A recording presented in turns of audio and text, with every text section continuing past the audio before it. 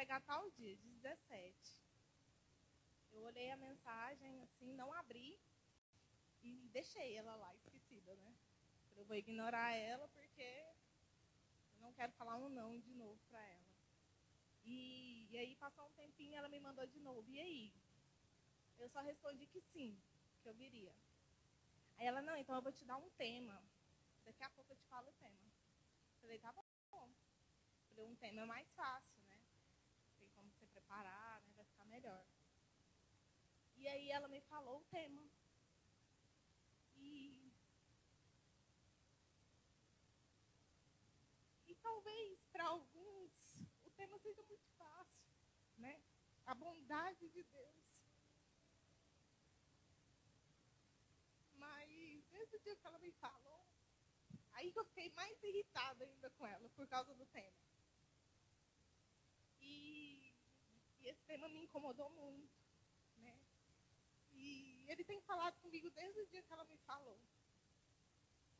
Então hoje eu vou falar da bondade de Deus, do que ela é para mim, o que ela representa para mim. E o quão difícil é a gente falar da bondade de Deus. Eu queria que vocês abrissem a Bíblia de vocês lá em Efésios 3:20.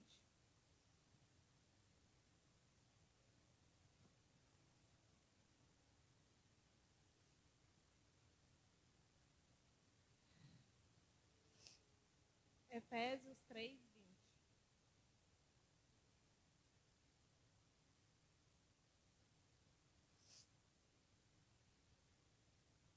Amém. Lá para o seguinte: ora, aquele que é poderoso para fazer infinitamente mais do que tudo quando pedimos ou pensamos, conforme o seu poder que opera em nós. A ele seja a glória na igreja em Cristo Jesus, por todas as gerações, para todos sempre. Amém.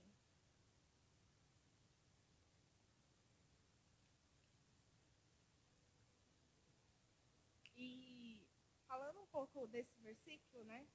Fala que ele é poderoso, né? Infinitamente mais. E quando a gente fala de, pelo menos para mim, quando eu falo de bondade, da bondade de Deus, vem na minha mente confiança, amor, fé. Porque como que eu vou acreditar numa coisa que eu não pego, né? Que eu não vejo? Eu só vou sentir aquilo ali. E então a gente tem que estar firmes, né? No propósito. E para mim sentir esse amor, para mim viver essa bondade, eu tenho que ter intimidade, eu tenho que ter relação com Deus. Porque só assim eu vou acreditar em algo que eu não estou vendo, em algo que eu não acredito que vai dar certo. E falando sobre bondade de Deus, eu vou falar de 3 pessoas na Bíblia que, para mim, viveram a bondade de Deus. O primeiro deles foi Jó. Jó, ele tinha tudo. Ele era rico, ele tinha família, tinha tudo. E do dia para a noite, ele perdeu tudo. Ele perdeu a família dele, ele perdeu a vida dele que ele tinha, ele ficou pobre, ele ficou doente. E mesmo assim, ele continuou. Mesmo assim, ele acreditou. E mesmo assim, ele, em meio a todas as dificuldades que ele passou, ele acreditava na bondade de Deus. Ele acreditava naquilo que Deus já tinha falado para ele. Então, ele perseverou naquilo ali e Deus restaurou a vida dele. Em Jó 42:2 fala: bem sei que tudo podes, e nem nos seus planos e nenhum dos seus planos podem ser frustrados. Então, Deus foi tão bom com ele que Deus permitiu que ele passasse por todas aquelas dificuldades. Deus permitiu que ele vivesse tudo aquilo, mas Deus continuou bom, porque ele estava com Deus. Então, quando ele fala que nenhum dos planos de Deus podem ser frustrados, é porque ele acreditava ainda na bondade de Deus. A segunda pessoa que eu queria falar é Paulo. Paulo, lá em 2 Coríntios 12:7, fala que Paulo tinha um espinho na carne. Meu pai fala muito desse versículo, do espinho da carne de Paulo. A Bíblia ela não fala o que era o espinho na carne de Paulo, só fala que ele tinha. Então eu fico pensando, o que será que podia ser, né, o espinho na carne de Paulo? Será que era um vício? Será que era uma doença? Será que era uma dificuldade que ele tinha? Mas ele tinha aquilo na alma dele. E aqui fala que, mesmo com esse espinho na carne, ele não deixou de fazer. Ele não deixou de prosseguir naquilo que Deus tinha falado para ele. E fala também nesse versículo, lá em 2 Coríntios, fala que ele orou para Deus 3 vezes, pedindo para que Deus afastasse aquilo dele. E o Senhor falou para ele que a graça dele bastava, somente a graça dele. Então, olhando para Paulo hoje, eu fico pensando na minha vida, que tem algo que tem me incomodado, que tem algo que me incomoda. Mas eu tenho crido, né? Creio que Deus tem feito. Né? Por mais que eu não entenda, por mais que eu não veja, Ele tem feito. E a terceira pessoa que eu queria falar é Abraão. Lá em Gênesis 22, fala de Abraão e seu filho. Né? Todo mundo conhece a história de Abraão, Isaac. Né? Então, Isaac era um filho muito desejado, era um filho muito esperado. E quando estava lá Abraão e Isaac, Deus falou para Abraão, para ele pegar o filho dele, subir no monte e sacrificar o filho dele. Eu fico imaginando o que passou na cabeça dele, sabe? Porque hoje, qualquer coisa que acontece, eu não quero fazer. Se Deus me dá uma coisa, eu não quero fazer. Às vezes eu oro tanto para Deus pedindo algo, que quando eu ganho aquilo, eu não tenho mais aquela vontade, sabe? De, eu vou lá fazer de novo, né? E Abraão foi. Abraão pegou Isaac e foi. E lá no monte, na hora que ele estava lá prestes a sacrificar Isaac, o anjo falou para ele que era para ele parar. E vendo a história de Abraão, a gente aprende, além de tudo, de tão bom que Deus foi com ele, porque Deus deu um filho para ele, Deus cuidou dele, Deus cuidou do caminho deles até chegar lá no monte. E Deus viu a obediência dele. Em momento nenhum ele retrucou, ele falou que não. Deus não teve que provar nada para ele fazer. E eu fico esperando a prova de Deus. Eu fico questionando, Senhor, mas por quê?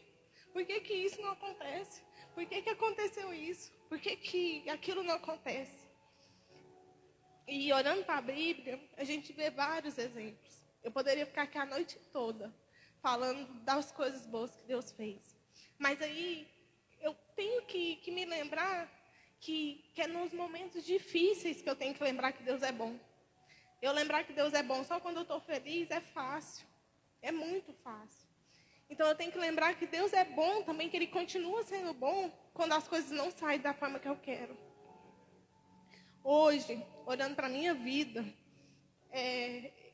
eu sou muito grata a Deus por tudo que eu tenho. Algo que foi muito difícil para minha família, Deus restaurou, que foi a conversão do meu pai. Deus foi tão bom que Ele preparou a esposa dele para cuidar dele na época que ele precisava. Deus preparou minha mãe para estar ali com ele, em meio a tanta dificuldade que a gente passava, mas ela estava lá. E Deus estava com ela. Ela tinha uma fé tão grande que poderia demorar 30 anos, mas queria ser restaurada. E depois que ele converteu, acabou que ela adoeceu.